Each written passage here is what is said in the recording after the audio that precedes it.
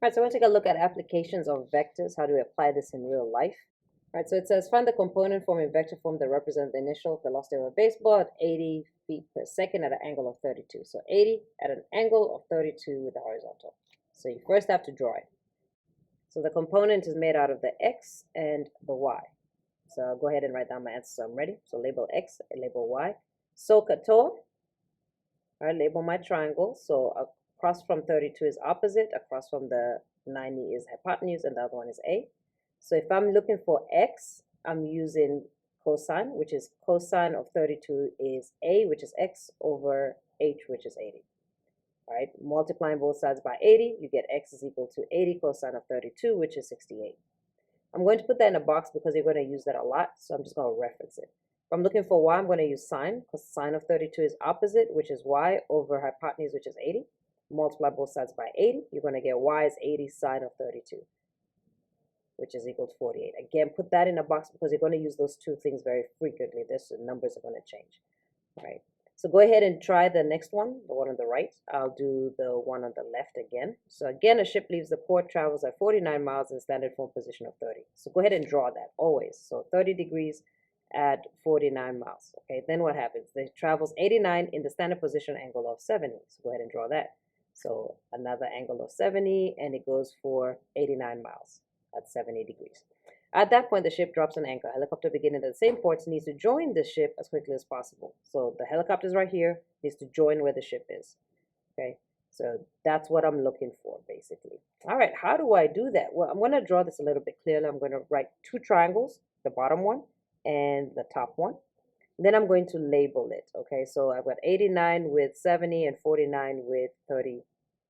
All right, now x, remember that I said I was going to come back to them, just changing the numbers. X is cosine. It's going to be 49 cosine 30, and that's the pattern. Okay, so it's the magnitude, cosine, the angle. Y is the same thing, only it's sine. So 49 sine 32. We're asking for another x, so it's the magnitude, cosine, the angle. Then we're asking for y, the magnitude, sine, the angle. That's the pattern, so we don't have to keep doing SOHCAHTOA. All right, so I need to know how far I've traveled in my x direction and in my y direction. So I'm going to add my two x's together. So that one, and I'm actually going to color this green so you can see those two x's. I'm adding them together in a calculator. I get 72.88. Then how far have I traveled in my y direction? I'm going to color that purple. So those two purples added together in a calculator, 108.13. All right, so that's my total x and my total y. So let me draw a new triangle so you can see it. All right, so my x is 72.88, my y is 108.13. And now this is the distance the helicopter travels, the magnitude. How do I find that? The square root of x squared plus y squared.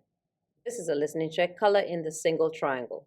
Color in the single triangle, which is approximately 130.40 miles. All right, now let me find the angle that it has traveled in. Again, using the shortcut, it's inverse tan of y over x, which is approximately 56.08 degrees.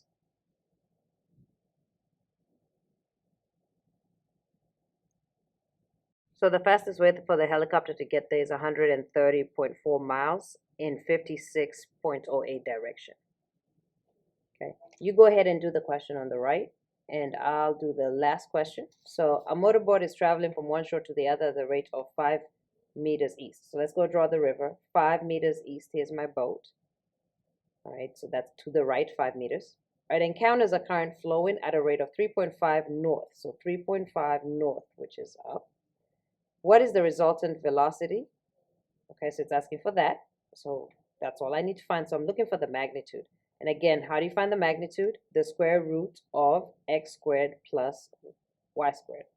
And you just substitute the numbers in the calculator. So it's roughly 6.10 miles per second or meters per second, whatever ms is.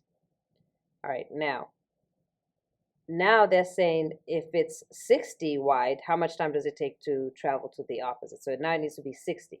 So there are going to be two methods of doing this. So I'm going to call the one on the left method 1 and the one on the right method 2. All right, how many 5s go into 60? 12. That means whatever my magnitude is, I have 12 times whatever my magnitude is, and that will give me my final magnitude.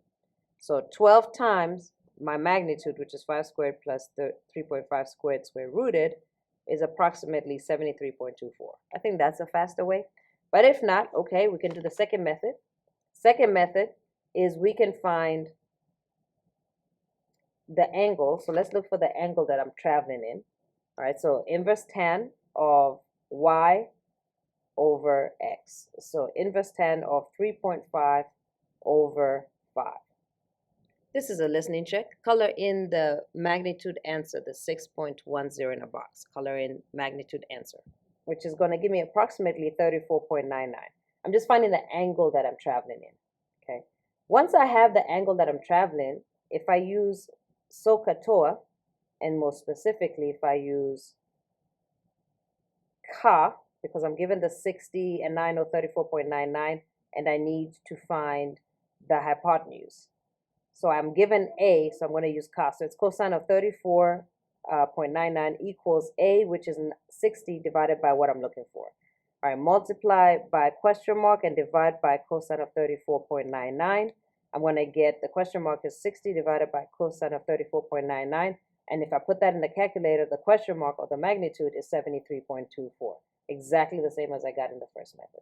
All right, and then the final question is, what distance downstream does a boat reach the opposite shore? This time I'm finding O, so that's going to be TOA. So I'm going to say the inverse tan of 34.99 is equal to what I'm looking for, which, let me call it question mark, over adjacent, which is what I'm given, 60.